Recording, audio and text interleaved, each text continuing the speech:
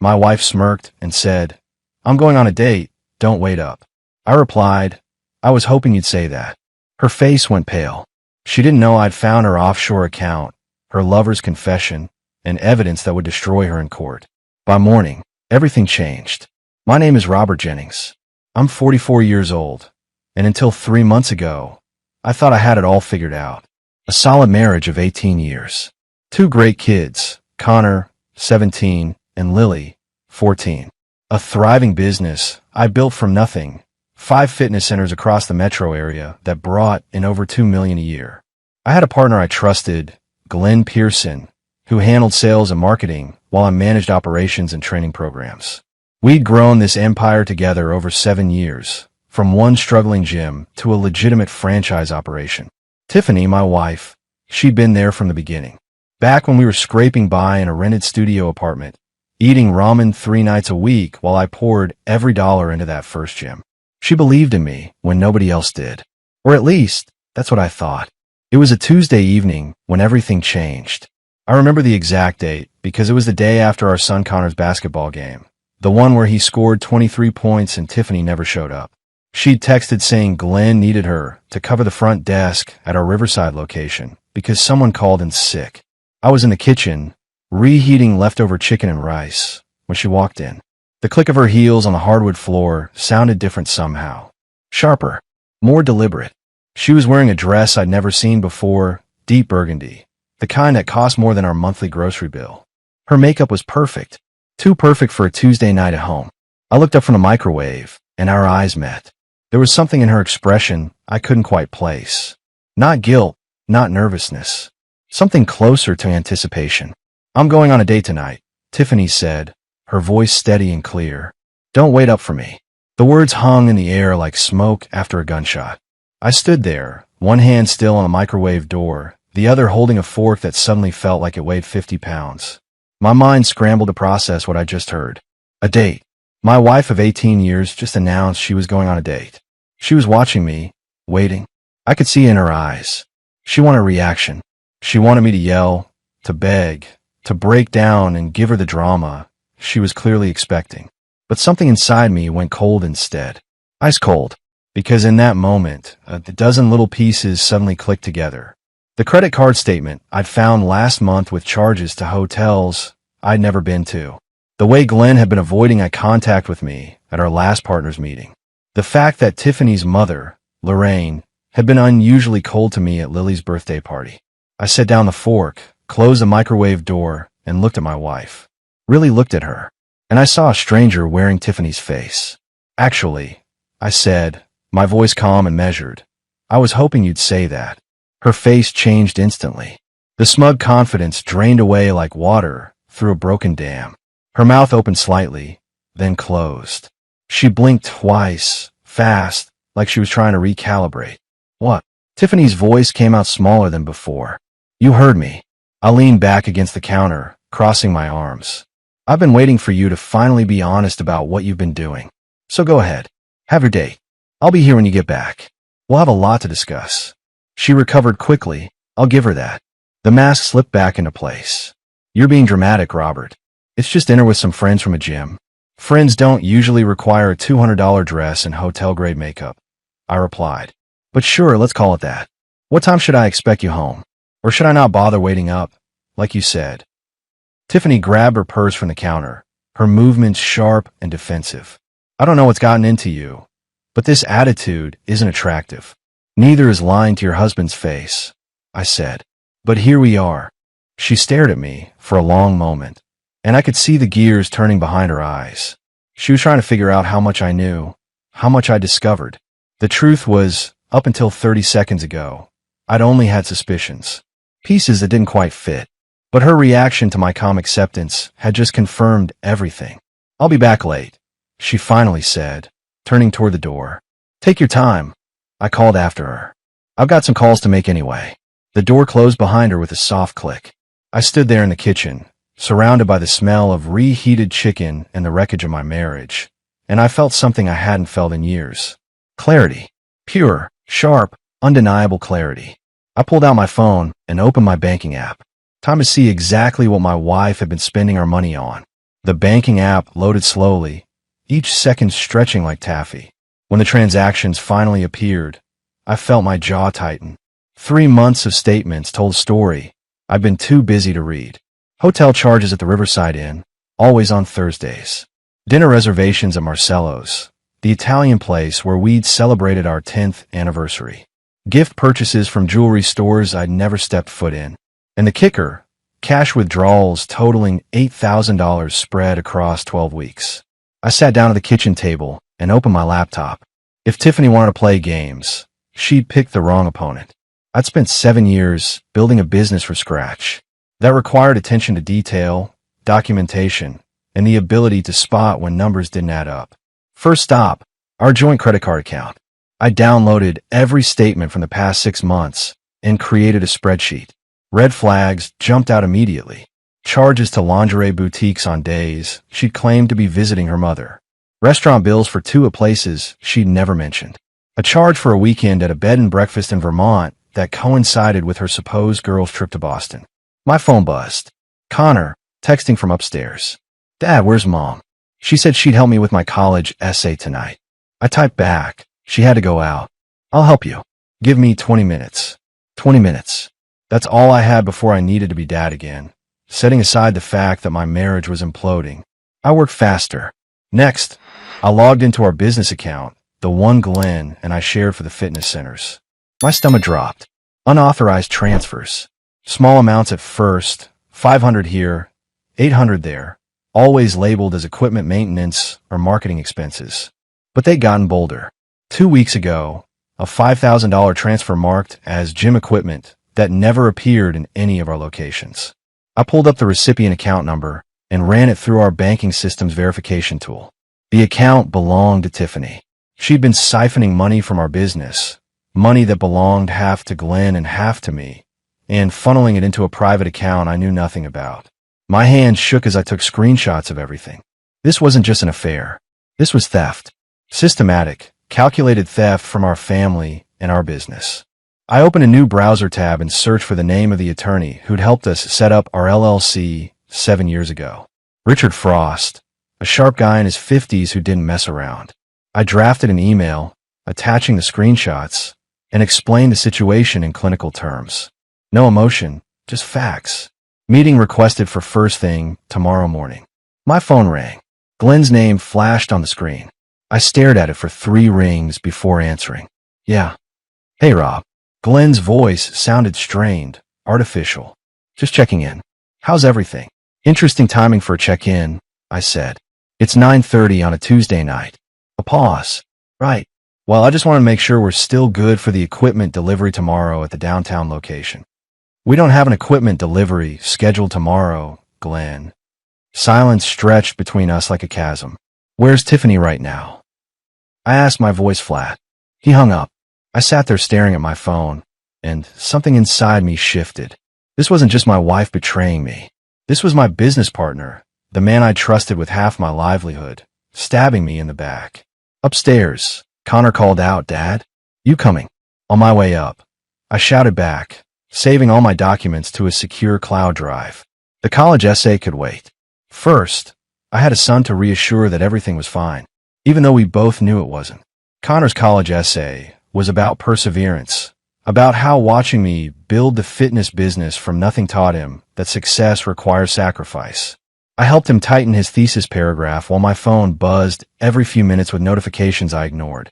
By 10:30, he was satisfied with his draft and headed to bed. Lily had been asleep since 9, her door closed with a do not disturb sign she'd made in our class. I went back downstairs and made myself coffee. Strong, black, the kind that keeps you sharp. I had work to do. The security system I'd installed at our gyms 6 months ago wasn't just for theft prevention. It was high definition, cloud connected, and covered every angle. I pulled up the footage from our Riverside location, the one where Tiffany claimed she'd been covering the front desk last night. I scrolled through the timeline. She never showed up. The front desk was manned by Sarah, our regular night shift employee, from 6 p.m. until close at 10. No sign of Tiffany anywhere in the building. I checked the other 4 locations. Same story. My wife hadn't set foot in any of our gyms yesterday. I downloaded the footage and added it to my growing evidence file. Next, I opened the shared calendar Tiffany and I used for family scheduling. She'd been meticulous about updating it, probably to maintain the illusion of transparency. I cross-referenced her entries against the credit card statements. Every book club meeting matched a hotel charge. Every dinner with mom aligned with restaurant bills for 2 at romantic spots across town. She'd been building an alibi in plain sight, counting on me being too busy to verify. My phone rang. Tiffany's name flashed on the screen. I let it ring 4 times before answering. Yeah. My voice was neutral, flat. Robert, we need to talk. She sounded upset. Her words clipped. I'm coming home. Take your time. I'm not going anywhere. No, you don't understand. I need to explain something to you. This whole thing, it's not what you think. I almost laughed. Really? So you didn't just announce you were going on a date? You didn't walk out of here dressed like you were meeting someone important? Help me understand what I'm supposed to think. I was testing you. Her voice had shifted to something softer, more vulnerable. The tone she used when she wanted me to feel sorry for her.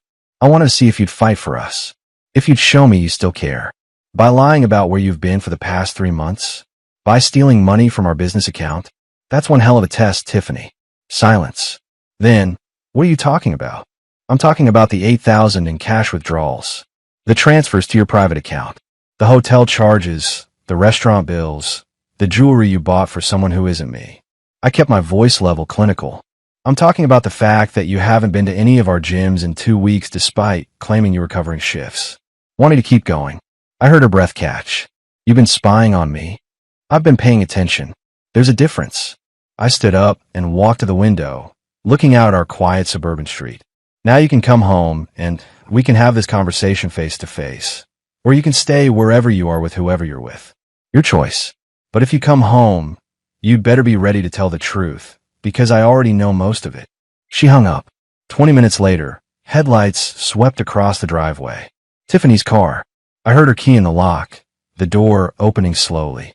She appeared in the kitchen doorway, her makeup smudged, her confident posture from earlier completely gone. Where's Glenn? I asked before she could speak. Her face went pale. How did you? Just answer the question. He dropped me off at the corner, Tiffany whispered. Robert, please. Let me explain. I gestured to the chair across from me. Sit down. Start talking. And if I catch you in one more lie, this conversation is over and my next call is to a divorce attorney. Tiffany sat down like she was approaching a bomb. Her hand shook as she placed her purse on the table. For a moment, she just stared at her lap, and I wondered if she was calculating her next move or actually feeling something close to remorse. It started 6 months ago, she finally said, her voice barely above a whisper. Glenn and I were doing inventory at the downtown location.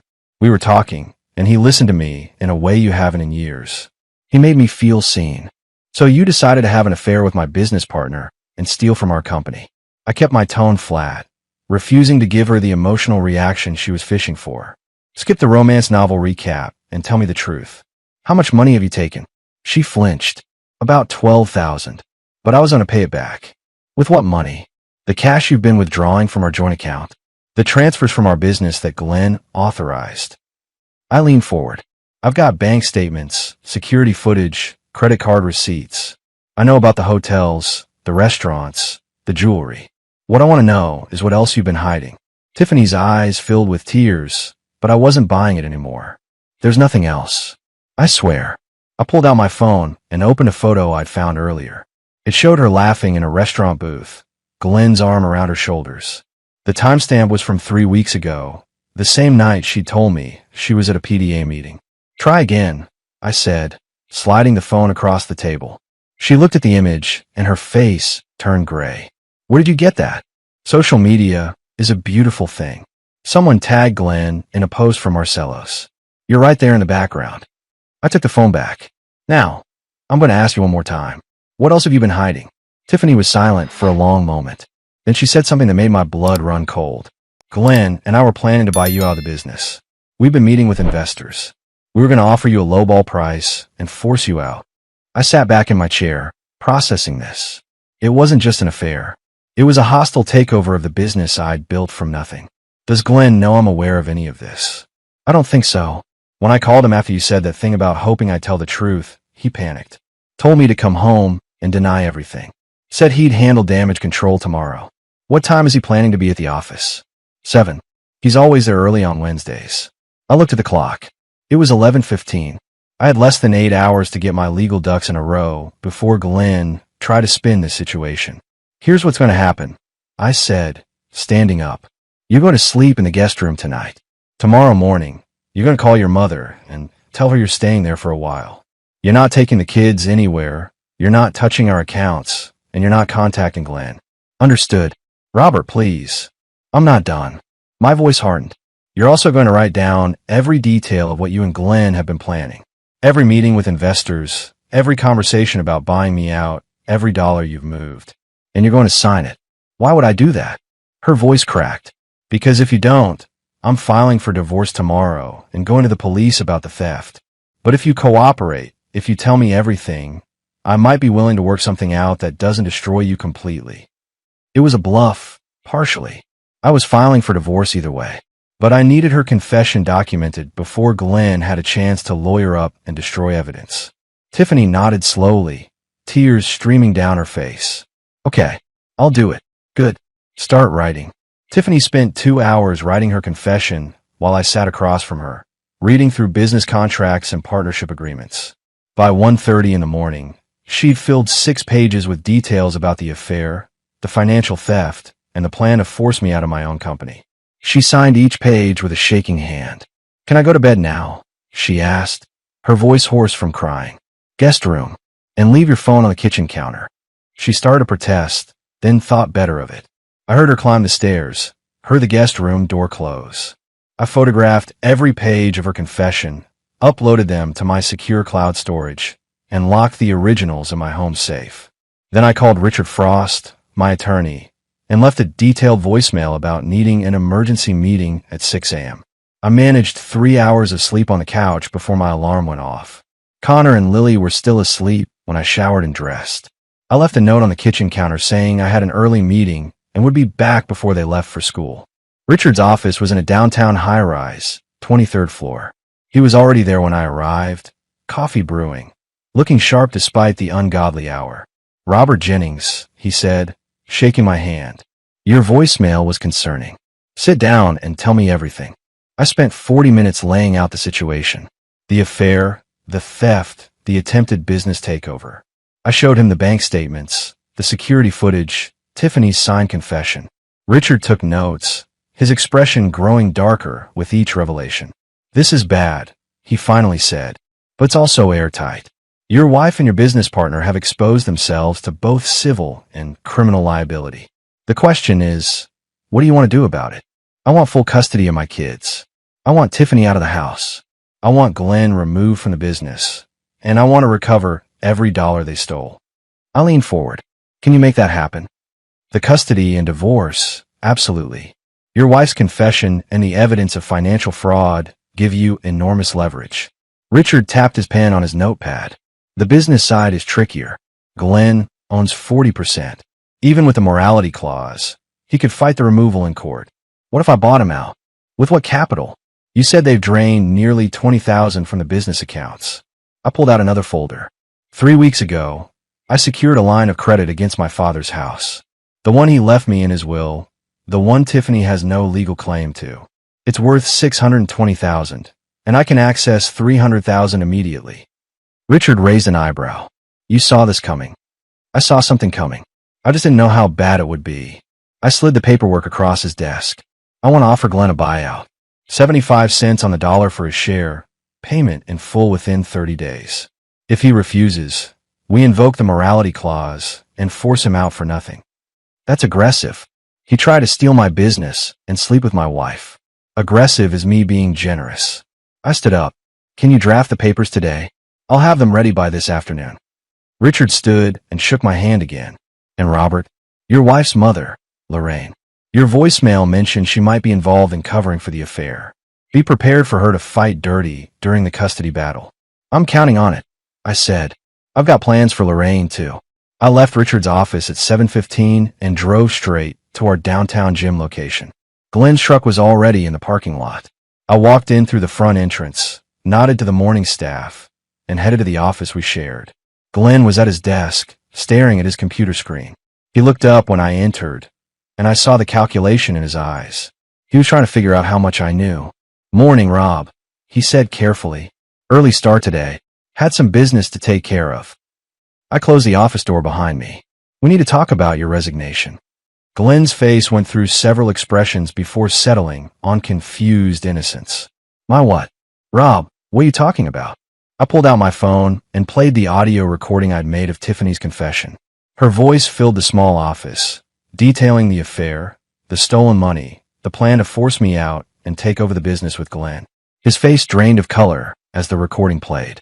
When it finished, I pocketed my phone and sat down across from him. "Here's the situation," I said, my voice calm and level. "You violated our partnership agreement in multiple ways. Theft, fraud, and a conspiracy to defraud me of my ownership stake. I have documentation of every hotel charge, every unauthorized transfer, every dinner you billed to the company while you were screwing my wife." Glenn opened his mouth, but nothing came out. "Now, I'm going to make you an offer, and you're going to accept it because the alternative is much worse." I pulled a folder from my bag and slid it across the desk. "This is a buyout agreement.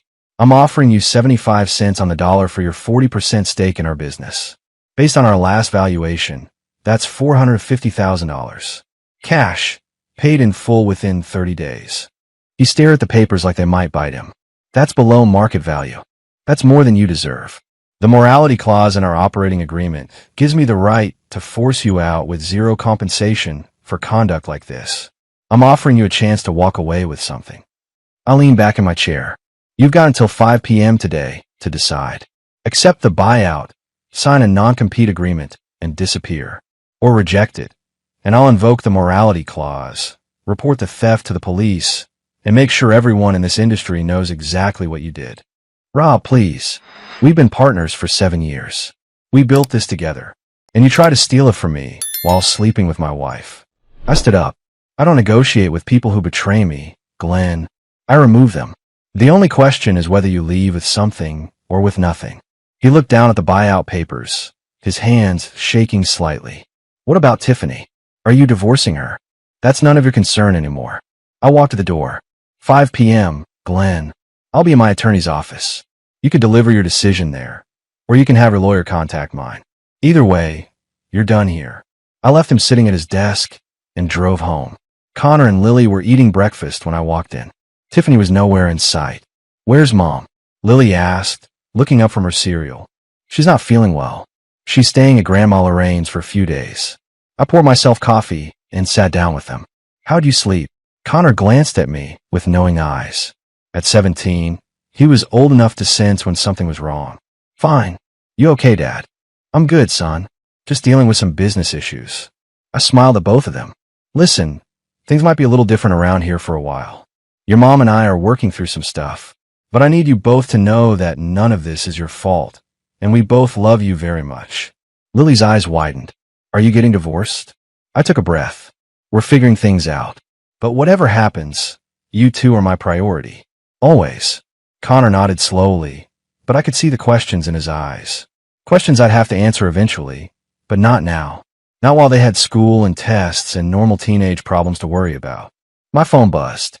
A text from Richard Frost. "Lorraine Mitchell just called my office threatening legal action if you try to keep her daughter from the children. Thought you should know." I texted back. "Let her come. I've got evidence that'll bury her credibility." The war was just beginning. Glenn showed up at Richard Frost's office at 4:45, 15 minutes before the deadline. He looked like he hadn't slept, his shirt wrinkled, his eyes bloodshot. His attorney, a sharp woman in her 40s named Patricia Hall, sat beside him with a briefcase full of documents. Richard and I were waiting in the conference room. Glenn couldn't meet my eyes as he sat down across from us. "My client is prepared to accept the buyout offer," Patricia said, sliding a signed agreement across the table. $450,000 for his 40% stake, paid in full within 30 days. In exchange, he'll sign a non-compete agreement and resign from all positions within the company. I reviewed the signature, then looked at Glenn. "You understand this means you're out completely? No consulting role, no advisory position, nothing." He nodded, his voice barely a whisper. "I understand. And you acknowledge that this buyout price reflects the damages caused by your theft and breach of fiduciary duty? Yes. Glenn finally looked up at me. Rob, I know you probably don't want to hear this, but I'm sorry. I got caught up in something I shouldn't have, and I betrayed your trust. I'll regret it for the rest of my life. Save it. I signed the agreement and slid it back to Richard. Your apology doesn't change what you did.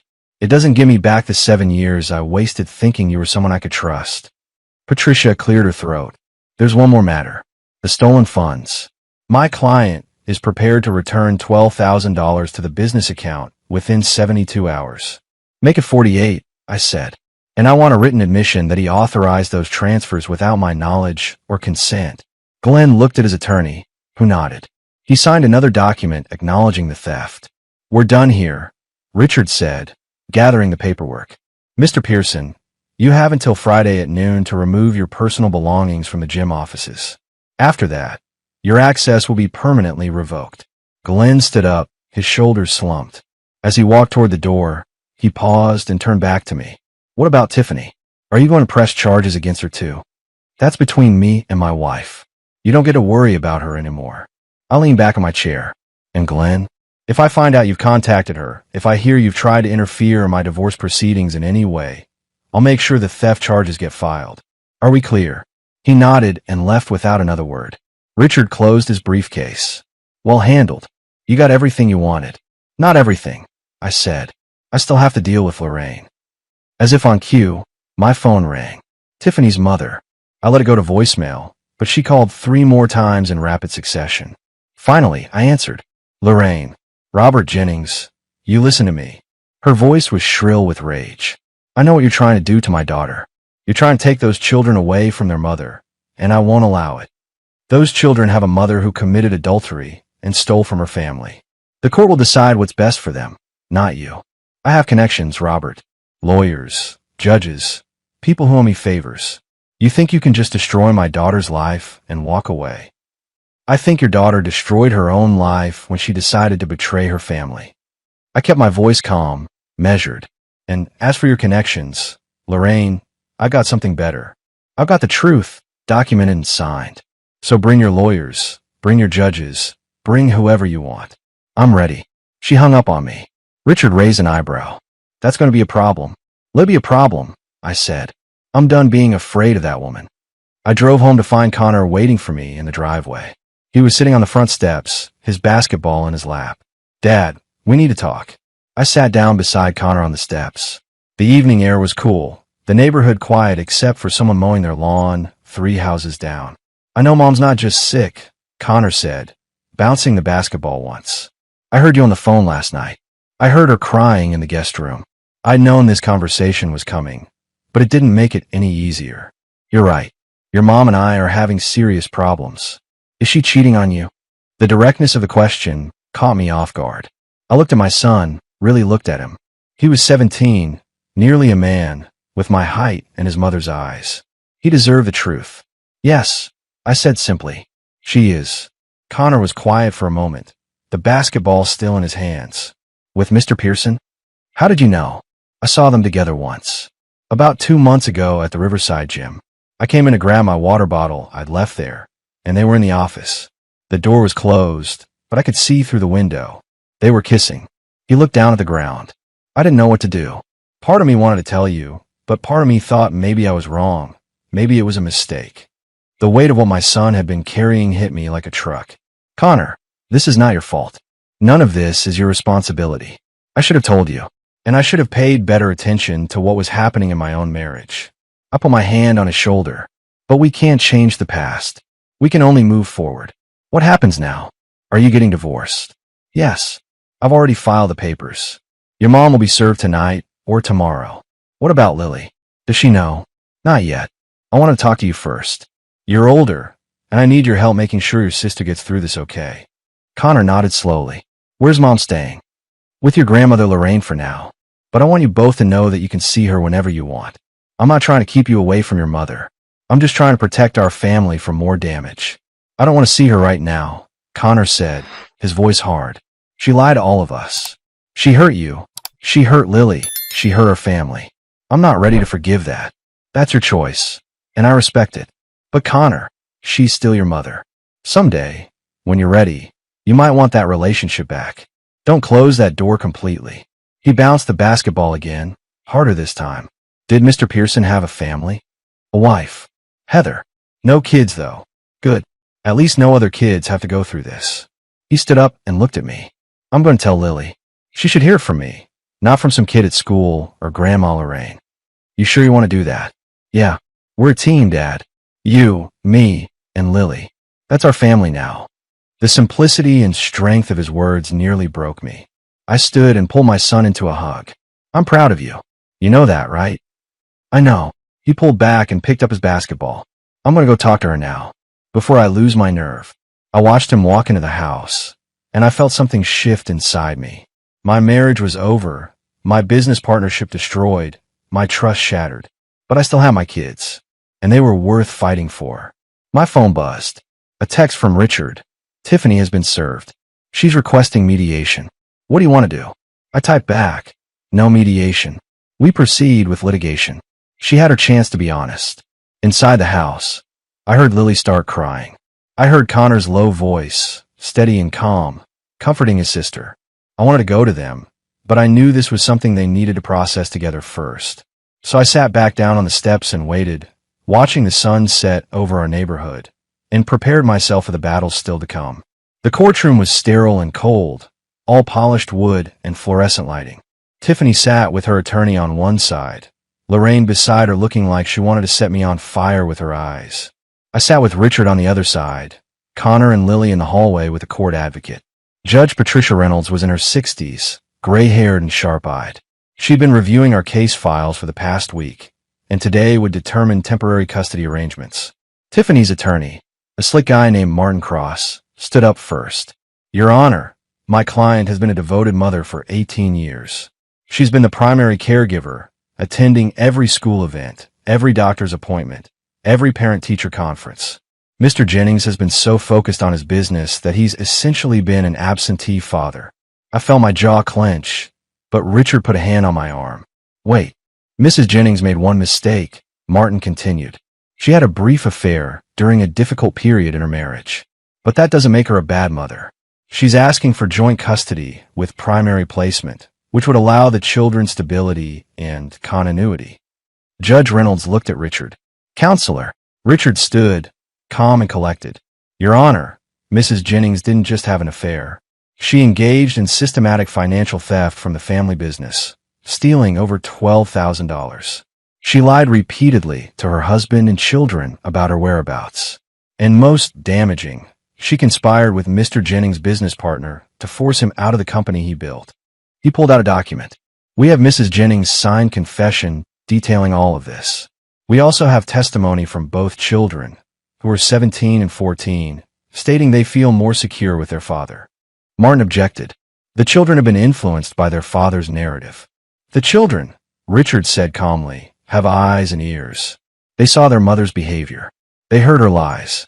Connor Jennings witnessed his mother kissing Glenn Pearson at one of the family's gym locations 2 months before the affair was revealed. He carried that burden alone because he didn't want to believe what he saw. Judge Reynolds frowned. Is the son available to testify? He is, Your Honor. Connor was called in. He looked nervous but determined as he took the stand. The judge asked him directly, Connor, who do you feel safer living with right now? My dad, Connor said without hesitation. My mom lied to us for months. She stole from our family. She hurt my dad and my sister. I love her, but I don't trust her anymore. And what about your sister, Lily? Lily feels the same way. She's just too scared to say it in front of Mom and Grandma Lorraine. Lorraine stood up. That's not true. These children are being manipulated. Judge Reynolds banged her gavel. Ma'am, sit down, or you'll be removed from this courtroom. Lorraine sat, but her glare could have melted steel. The judge called Lillian next. My daughter looked small and frightened, but when asked the same question, she gave the same answer. I want to live with Dad. Tiffany was crying now, her makeup running down her face. Martin tried to object, to claim the children were being coached, but Judge Reynolds had heard enough. Based on the evidence presented and the clear preference of both children, I'm granting Mr. Jennings temporary primary custody. Mrs. Jennings will have supervised visitation every other weekend, pending a full custody evaluation. She looked at Tiffany. Mrs. Jennings, if you want more time with your children, I suggest you start rebuilding their trust through honesty and accountability, not through your attorney's arguments. The gavel came down, and it was over. Tiffany collapsed into sobs. Lorraine put her arms around her daughter, shooting me a look of pure hatred. But I didn't care about Lorraine's opinion anymore. I had my kids, and that was all that mattered. Outside the courtroom, Connor and Lily ran to me. I hugged them both, feeling the weight of the past months finally starting to lift. It's over, I told them. We're going home. 8 months later, life had found a new rhythm. The divorce was finalized in June, with Tiffany receiving a minimal settlement after her theft and affair were factored into the division of assets. She'd moved into a small apartment across town and was working as a receptionist at a medical office. Her relationship with the kids was slowly improving, though neither Connor nor Lily had forgiven her completely. Glenn had taken his buyout money and moved to Arizona, starting fresh with a different career. I'd heard through mutual acquaintances that he and Tiffany had tried to make a go of their relationship after everything fell apart, but it lasted less than 2 months before they realized they'd built their connection on lies and betrayal. The fitness business was thriving. Without Glenn's mismanagement and theft, profits had increased by 30%. I'd promoted Sarah, our longtime front desk manager, to operations director, and she'd proven herself invaluable. We'd opened a 6th location in August, and memberships were at an all-time high. Connor had started his freshman year at State University on a partial basketball scholarship. He called me every Sunday, and we'd talk about his classes, his games, his new girlfriend who was majoring in engineering. He was happy, confident, building his own life. Lily was doing better too. The trauma of the divorce had been hard on her, but therapy had helped. She joined the debate team at school and discovered she had a talent for public speaking. Her grades had improved, and she'd stopped having nightmares about the family falling apart. As for me, I'd started dating again. Nothing serious yet, just coffee here and there with women I met through friends or at community events. I wasn't in a rush to jump into another relationship. I was learning to be comfortable on my own, to trust my judgment again, to recognize red flags before they became catastrophes. One Saturday afternoon in October, I was at Lily's debate tournament when I ran into someone I hadn't seen in years. Michelle Harper, a woman I'd known from the Business Owners Association. She was a physical therapist who ran her own practice, divorced for 3 years, with 2 kids of her own. Robert Jennings, she said with a warm smile. I heard about what happened. I'm sorry you went through that. Thank you. It was rough, but we're doing okay now. We talked for 20 minutes, and I found myself genuinely enjoying the conversation. She was direct, honest, with a sense of humor that made me laugh for the first time in months. When she suggested we grab coffee sometime, I said yes without hesitation. That coffee turned into dinner. Dinner turned into a second date, then a third. By December, Michelle and I were officially together, taking things slow but steady. The kids liked her, which mattered more to me than anything else. She understood what I'd been through because she'd survived her own betrayal and come out stronger. On Christmas Eve, Connor and Lily were with me at the house. We just finished decorating the tree when Connor asked, "Dad, are you happy?" I looked at my son, nearly a man now, and then at Lily, sprawling on the couch with hot chocolate. I thought about the business I'd saved, the trust I'd rebuilt with my kids, the new relationship that felt healthy and real. Yeah, I said honestly, I am. It took a while, but I'm happy. Connor smiled. Good. You deserve it. Later that night, after the kids had gone to bed, I stood in the kitchen where this whole nightmare had started. The place where Tiffany had announced her date, where she'd expected me to fall apart. Instead, I'd stood firm, fought back, and rebuilt my life from the ashes of her betrayal. I'd learned that strength isn't about never falling. It's about getting back up, dusting yourself off, and building something better than what you lost. And I'd done exactly that.